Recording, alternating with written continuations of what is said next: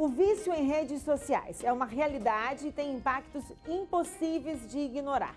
Estamos acompanhando essa realidade aqui no estado. Um jovem, por exemplo, está fechado dentro de um quarto há 5 anos. E um dos primeiros estudos a revelar a força dessa nova dependência de forma inconteste foi apresentado em fevereiro pela Universidade de Chicago. Depois de acompanhar a rotina de checagem de atualizações em redes sociais de 205 pessoas por 7 dias, os pesquisadores concluíram, para espanto geral, que resistir às tentações do Facebook e do Twitter é mais difícil do que dizer não ao álcool e ao cigarro. Uma consulta aos números do Programa de Dependência de Internet do Instituto de Psiquiatria do Hospital das Clínicas da Universidade de São Paulo dá contornos brasileiros ao argumento posto pelos americanos de Chicago.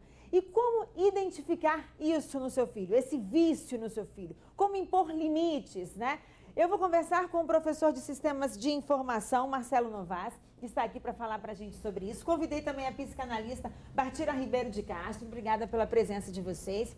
E para dar um exemplo do bem, eu convidei a assistente de marketing, a Paula Dorsch, que criou um grupo no Facebook para com ofertas de emprego para vagas de comunicação e marketing. Bom, primeiro, Bartira, a gente fica sempre tentando arranjar um motivo, né? Por que que isso acontece? Você estava até falando um pouquinho antes, né? Assim, primeiro se falava muito sobre a dependência das crianças, dos jovens com a televisão. Quer dizer, agora só mudou o foco, mudou só a ferramenta, quer dizer, é o computador? Agora a moda é falar do computador. Você acha, é possível dar um motivo, dizer que é uma fuga? Por exemplo, no caso desse jovem que a mãe diz que ele até sofria bullying, por isso se fechou no quarto e só vive na frente do computador. O que está acontecendo com esses jovens? O mais importante é a gente pensar que é impossível você olhar a sociedade como ela se comporta sem olhar o momento da cultura. Quer dizer, nós respondemos à cultura. Então, o que a gente encontra hoje que parece tão grave, que vem se agravando desde a história da TV e tal? Nós vivemos, primeiro, numa cultura que nossos filhos não podem sofrer. Nossos filhos não podem sofrer. Nós não podemos nos privar, ninguém pode sofrer de forma nenhuma. Então, como no caso que você estava trazendo o exemplo da criança que estava bullying, né? Estava recebendo bullying e tal. Bullying sempre houve. Né? Todo mundo sempre teve apelido, todo mundo teve que se virar com essas coisas. As crianças sempre foram cruéis, né? Isso, sobretudo para pegar as feridas e tal. E por que hoje o nome disso é bullying? Hoje em dia é tão complicado. Hoje em dia nossos filhos chegam, digo nossos, no geral, na cultura, né?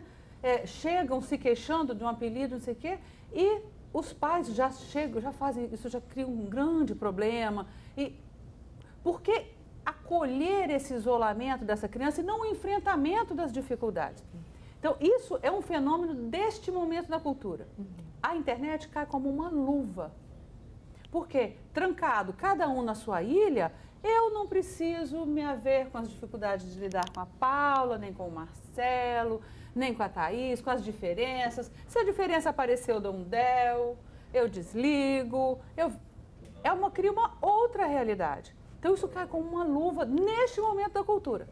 Então, a gente criar os filhos para eles não enfrentarem as dificuldades do mundo vai ter, inevitavelmente, como desdobramento, coisas graves dessa forma. Agora, a gente jogar as pedras todas em cima da internet é um equívoco.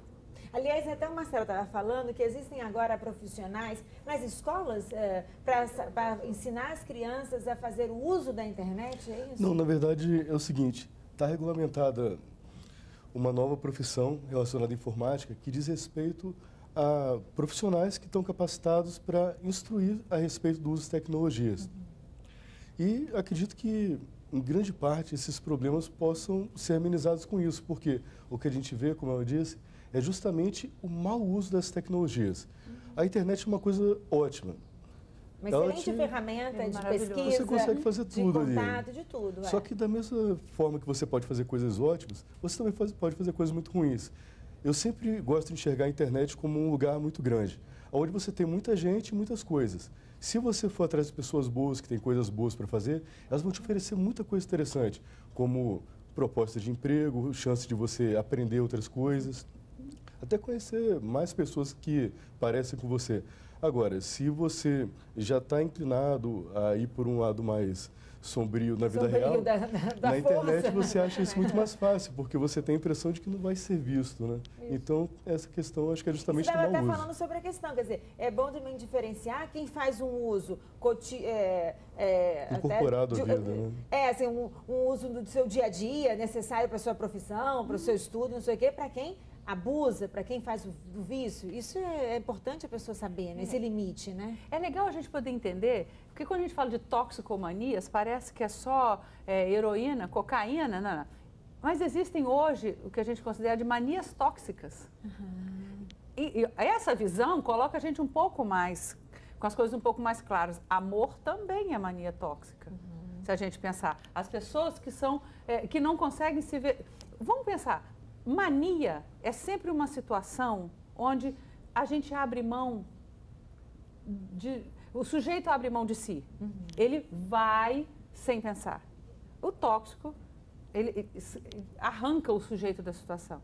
O elemento tóxico. Então, quando a gente usa o amor, o trabalho, a internet, como tóxico... A compra, né? A compra. Isso. Você sai da sua possibilidade de julgar. Você sai da sua possibilidade de ter controle sobre a situação. Entendeu? Isso é o elemento tóxico.